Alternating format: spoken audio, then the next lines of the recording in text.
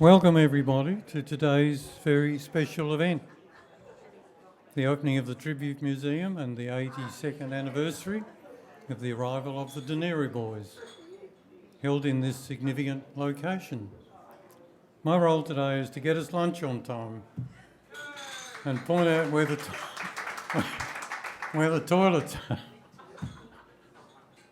To find the toilets, proceed down the passage to the end and take the lift up to the next floor. This event is a joint function between the Dunera Association and Paul Signorelli, owner of Daltone House Receptions. Paul has invited the Dunera Association here at no cost, including lunch. Paul, could you stand up? Thank you. And Ron, President of the Dunera Association, stand up also. Thank you, Ron. You will hear from these two gents later. We start the day with the unveiling of a plaque by which to remember today, followed by a welcome from both Ron and Paul. Lunch will then be served, after which a model of the HMT Dunera will be unveiled. Then dessert, followed by our guest speaker, Louise Animat. Questions for Louise and general Dunera questions. Light afternoon tea when you can wander and socialise. Then closing speeches. You're welcome to stay until 4:30 p.m. Enough talk from me. I invite Ron to the microphone. Ron?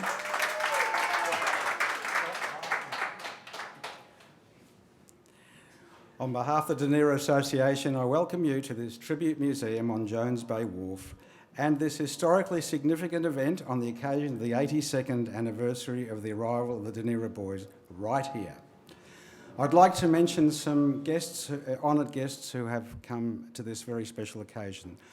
In no particular order: Paul Signorelli, Chief Executive Officer of Daltone House; Pauline Lyle-Smith from the UK; Muriel Barber, widow of Dunera boy Herbert Barber; Leah James, widow of Dunera boy Henry James; Carol Bunyan, honorary archivist and researcher; Councillor Davis, representing the City of Sydney; Dana Fletcher, Assistant Director, Australian National Maritime Museum; Matt Lee, Manager VIP Relations, Australian National Maritime Museum; the Lipman family; Rebecca Silk, past President of the Dunera Association; Peter Felder, immediate past President of Dunera Association; Tom Wolfe, creator of the model of the HMT Dunera; Conrad Queet, Emeritus Professor, Sydney University; and apologies from Dr. Seamus Spark, our Vice President.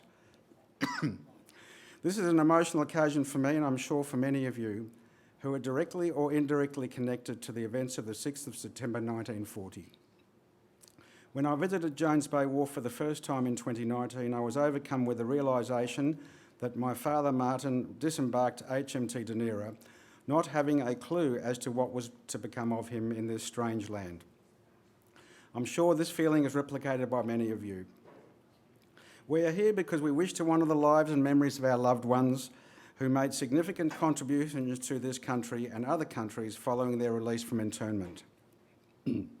However, we would not be here in this Tribute Museum if it wasn't for the tireless efforts of Paul Signorelli OAM, Executive Chairman at Daltone House, and the previous work by Dunera boy Henry Lipman. Following our initial contact some years ago, Paul made it his business to establish this facility to honour not only Dunera boys but all immigrants who disembarked at Jones Bay Wharf. In so doing, Paul also honoured his parents who migrated to Australia and disembarked here, subsequently establishing a significant business, that of Daltone House. Most generously, Paul was more than happy to allow significant space in this room for Dunera artefacts and displays. We also thank him for his generosity in co-hosting this function.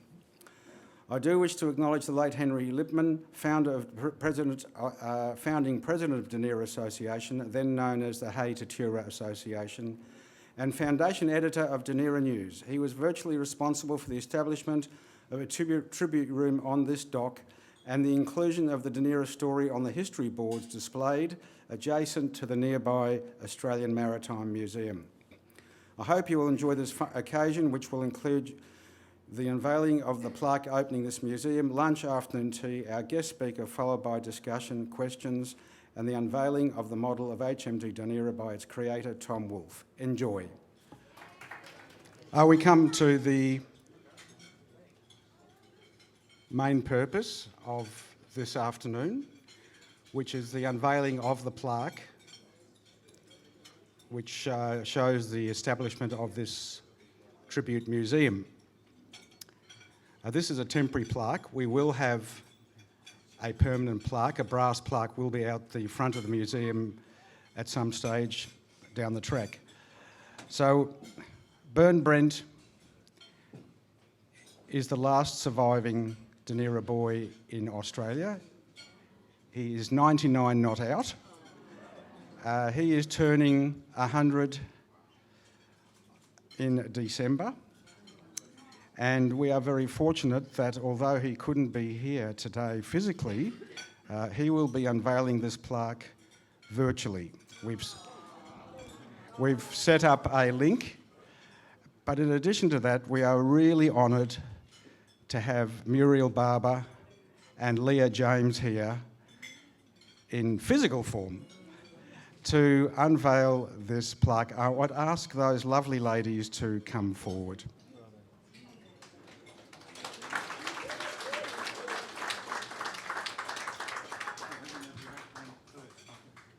Well, they can just stand. Yeah. Yeah. You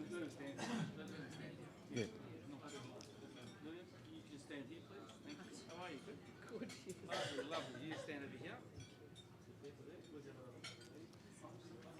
She's coming. We've got 85 years to wait.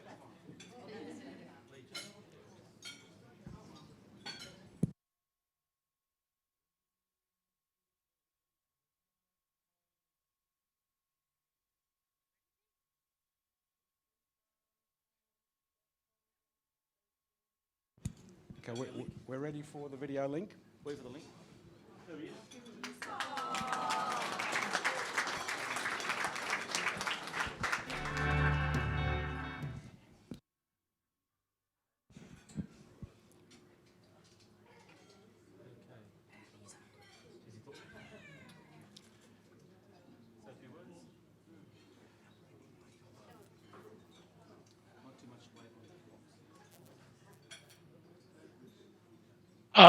Hello.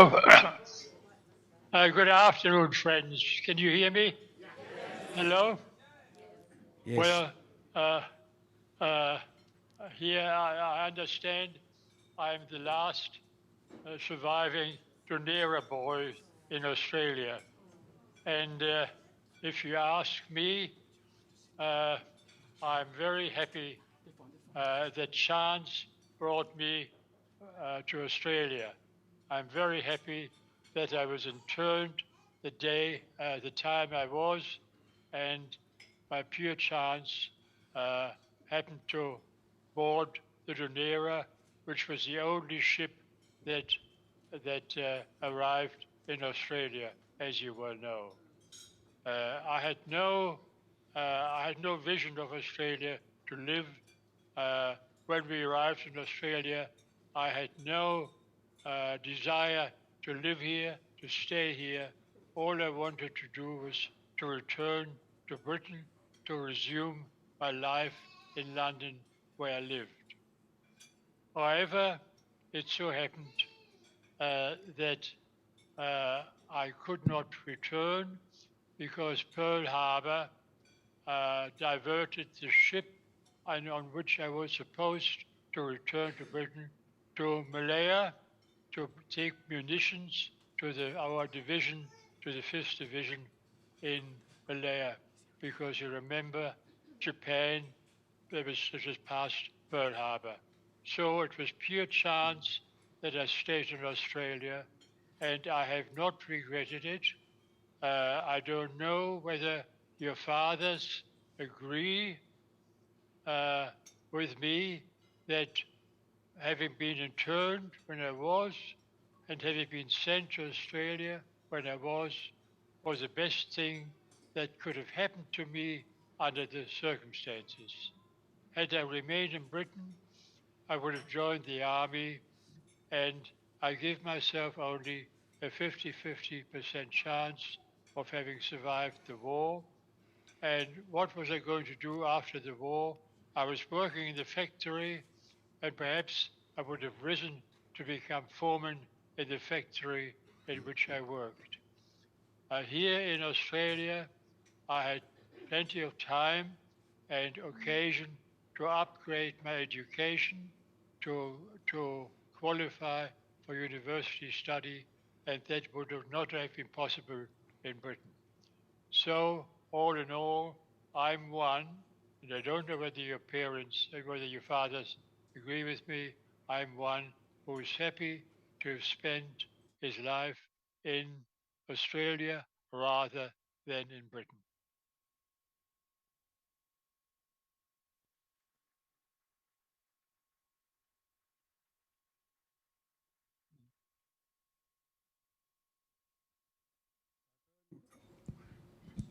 Bern, we'll get you to say that you are unveiling the plaque for the new Tribute Museum. Well, I'm so I'm happy for you to unveil the plaque to open the new museum in And Sydney. the lady,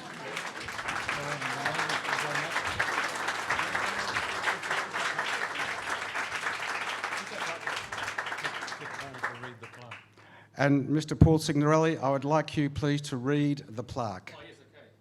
Just come over here. Okay, welcome everybody.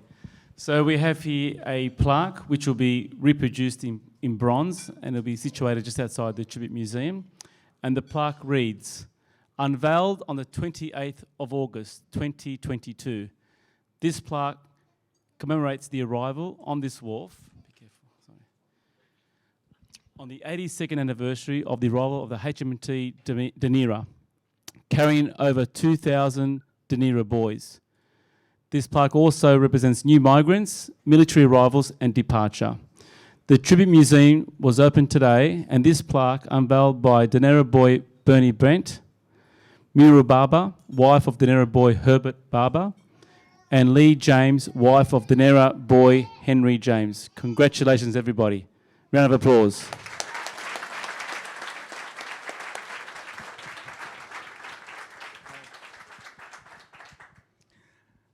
Thank you, ladies. You may return to your seats.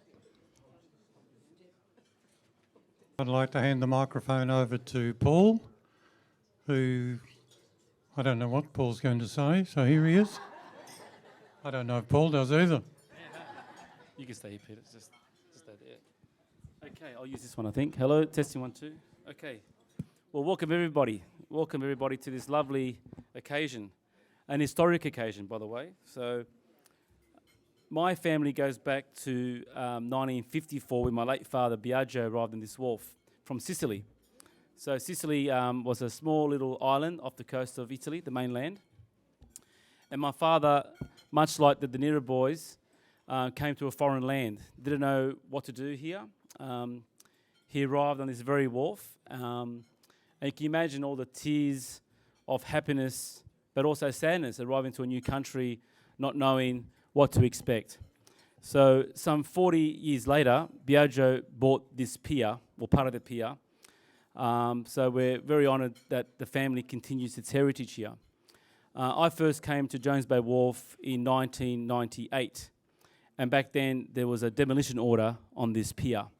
It was dilapidated, and the then government said, well, let's just demolish it and bring it back to waterways. So, but there was a community of some local business people, including myself, that wanted to make this pier to be restored.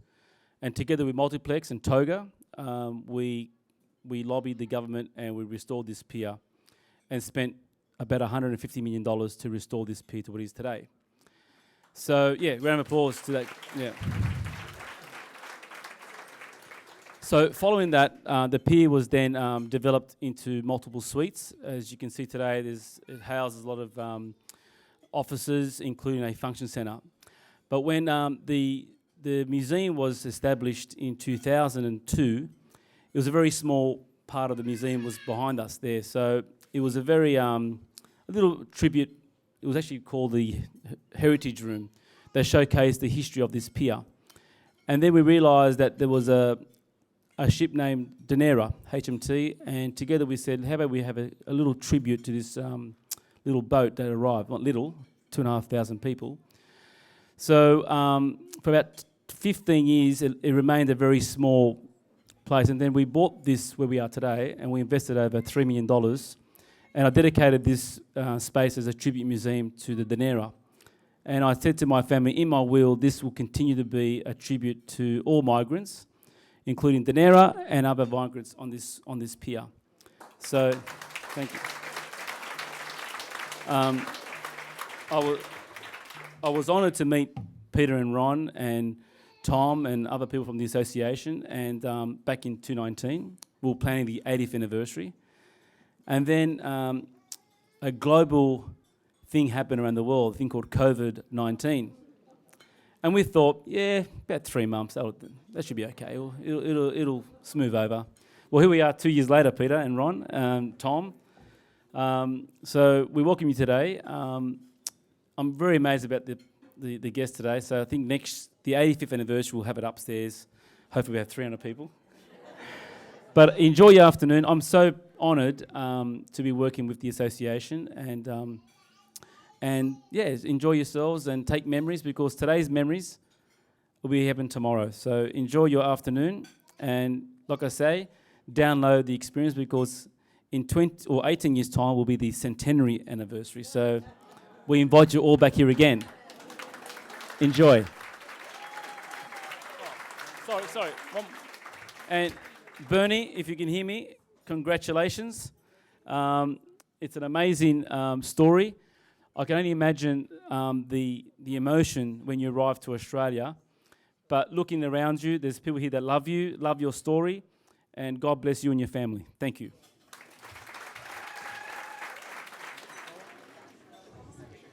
So I'm very happy to call upon Ed Lipman to come forward. Ed is the son of Henry Lipman, as I said before, Foundation President of the Dunera Association. Thanks very much, Ron. And you too, Peter. If it wasn't for you two guys, this wouldn't be happening. And I can remember being in Melbourne a couple of years ago when we were planning for the 80th anniversary, which because of COVID didn't happen. But it's happening today, and thanks very much for your commitment. My father, Henry Lipman, was one of 2,200 prisoners of war who left Europe and arrived here 82 years ago. Towards the end of his life, with the support of his wife, Julie, my mother, he reconnected the cohort that he left behind, and he started a newsletter. He organised annual reunions, first in the house in Rose Bay, which overlooked the harbour that the Dunera ship sailed through, and you can learn about that from his memoirs. And later on in the Maritime Museum, then the Jewish Museum, and finally here at Jones Bay Wharf. Thanks to you, Peter, this and your generosity through Dalton House, this space. Paul. We only just met about half an hour ago, but I know all about you. And this space will be an enduring legacy to the citizens of Sydney for many years to come. My mother, Julie, couldn't make it here today, nor could my brother and his family, but I'm here, and my two sons, Ryu and Mitch, are here, and these two guys are Dunera thoroughbreds. Now, I'll have to tell you what that means, because a Dunera thoroughbred means that two of their grandfathers, Henry Lipman and also Henry Bohm, were their grandparents. And so they represent the second generation of Dunera descendants, and I hope that one day the baton will be handed over to you two guys. My father would undoubtedly be very happy to know that these commemorations are still ongoing, so I just want to thank everyone for organising the event and for being here today. I hope you have a nice afternoon. Fantastic.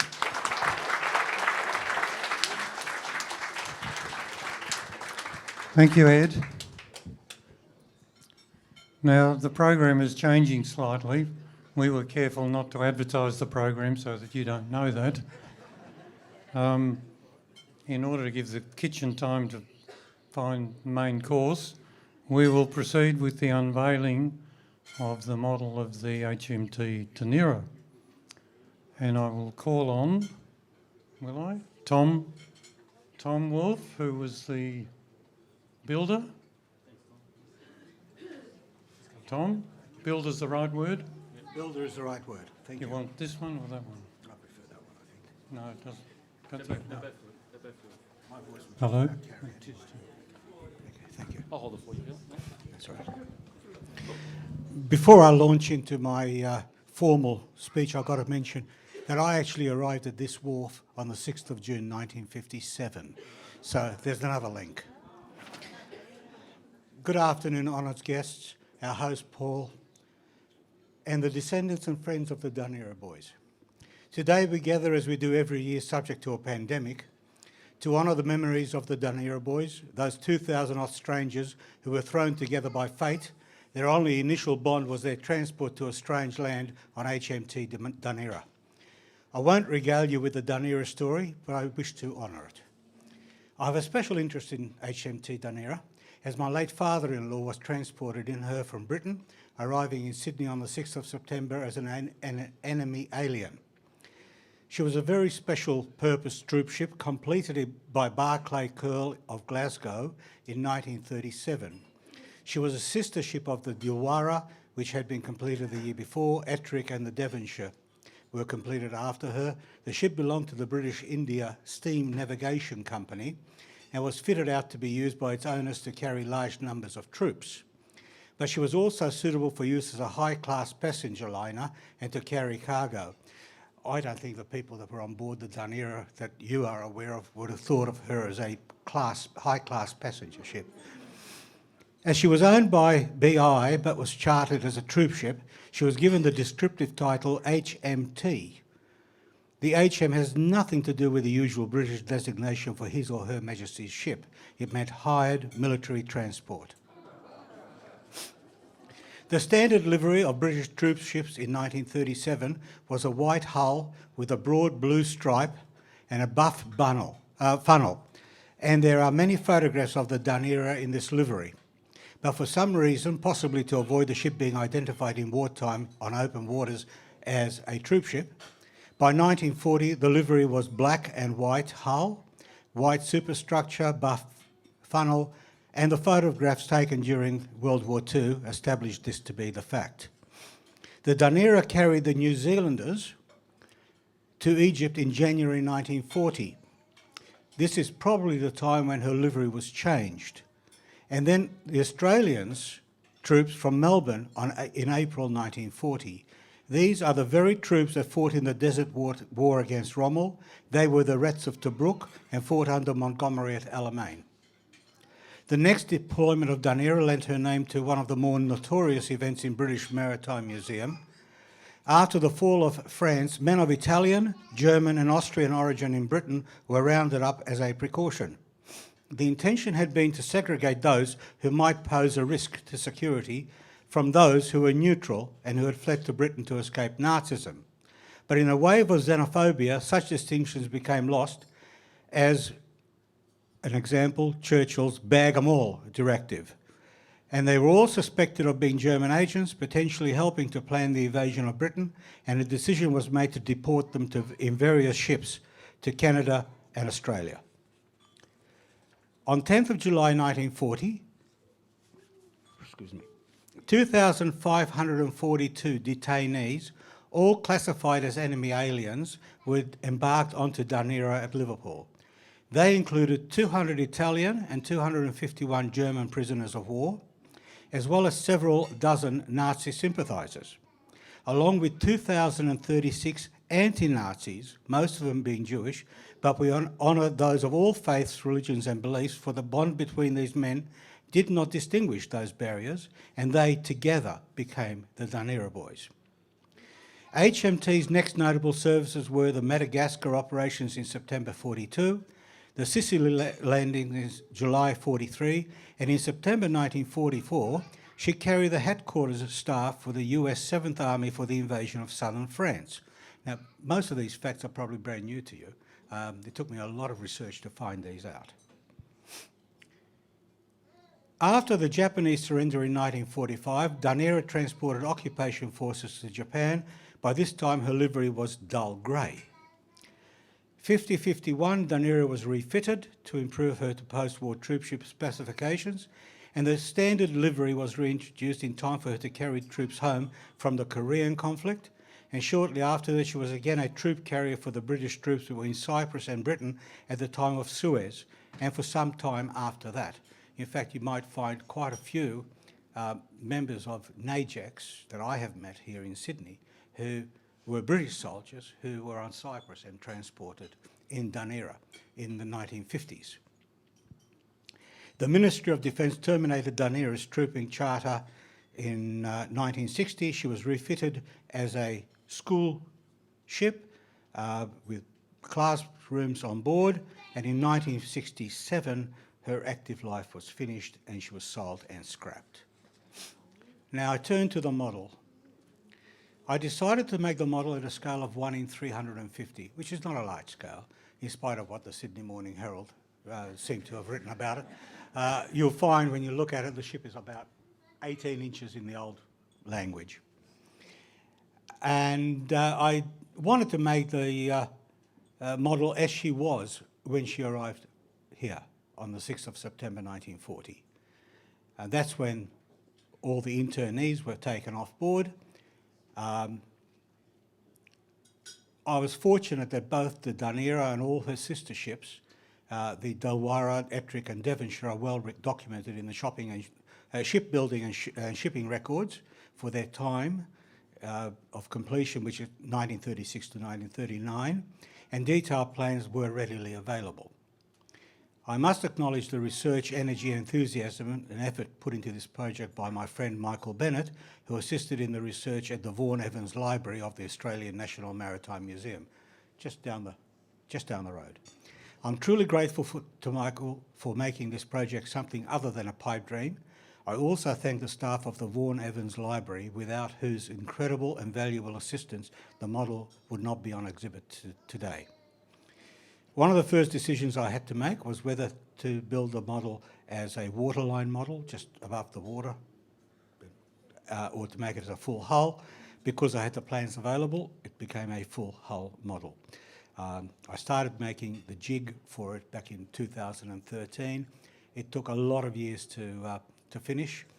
I used the bread and butter method, which simply means I laid one deck on top of the other, much like they do with ordinary ships. This is a strange building method for me because I usually do plank on frame, which is I build a frame and I just plank the outsides, so the inside's hollow. This one is solid.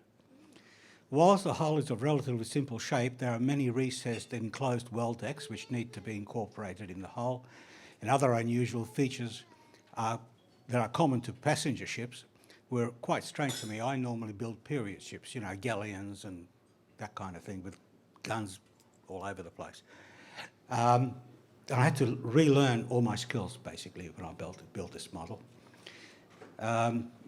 Those of you who were at the 2019 reunion, which is the last one that we had, actually probably saw the model in its part-built state.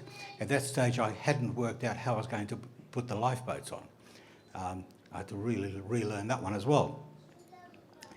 Anyway, I had an adventure with COVID, intensive care ward and respirator in April 2020, and I finished the model after I came out of hospital. Just in time for the 2020 gathering, which unfortunately, we all know what happened to that one, and the 81st yet again. But I hope the model will please you all. In all this, I haven't made comment about the support I was given throughout by my wife Sandy, who's the daughter of Alfred Felix Katz, and Eric Strauss, both Dunera boys.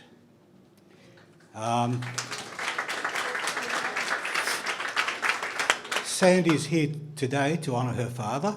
Alongside her is her brother Alan Katz, who's travelled from the Gold Coast, and her oldest son David, who is obviously a Dunera descendant. Alfred, or Fred as he preferred to be called, is actually the grandfather of 5 and a great-grandfather of 3, with many more to come, we hope. I know that if this is being broadcast or taped, the family in Melbourne is going to see this, and I wish to say hello to Diane Matatio, who's the daughter of Eric Strauss, and all her family. All that now remains for me to do is to read the dedications on the plaques at the base of the model, which you will see when it's opened. On the bow it says Hired Military Transport, HMT Dunera. On the stern, launched 1937, built by Barclay, Curl & Co. Limited, Glasgow, for the British India Navigation Company. On the port side, this model is at the scale of 1 in 350, built by Tom Wolfe, Sydney, in loving memory of Alfred Fred Felix Katz, 1923-1978, and Eric Strauss, 1913-1990, and honouring the Dunera boys. On the starboard side, this model was presented to the Dunera Association in 2020, which is when it should have been, by Sandra Wolfe, née Katz, to commemorate the 80th anniversary of the arrival of HMT Dunera at Pyrmont on 6 September 1940. I'm honoured that my model will be exhibited at the Tribute Museum, and I thank Paul for honouring the Dunera boys at this with this exhibition. I wish to thank all those whose guidance and encouragement enabled me to complete the model, and I wish the Dunera Association continued success in honouring the memory of the Dunera boys. Beautiful. Now, before you do Sandy and Alan, would you just come up here? I know you're not expecting this because this not you read my speech and this was not in it. Alan? Where's Alan? Oh, he's already there. Good. Alan, yeah. Can you guys stand there and actually do the unveiling, if you wouldn't mind? Okay. Now, we're not going to crack a bottle of champagne over the bow. To unveil it, just lift the curtain.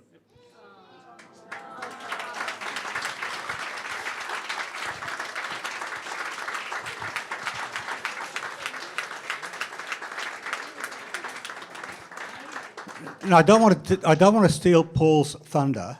I believe that this exhibit has now been, by the association, has been loaned to the Tribute Museum for exhibition here, and it has actually got a little nook that I believe it is permanently in. It has other Dunera memorabilia there, and Paul will sometime explain to you how and when the museum will be open for you to all see the exhibits. But this will be on exhibit now for the rest of the afternoon. Thank you. Before I get to the next part of the program, just to explain that probably have noticed that those commemorative bags we've handed out show the 80th anniversary. Of course, they were manufactured for 2 years ago, but it's something that hopefully it'll be a good keepsake for you. Also, that Tom wanted me to mention that, and it's quite true, that he has donated this model of the HMT Dunera to the Dunera Association, so that's fantastic.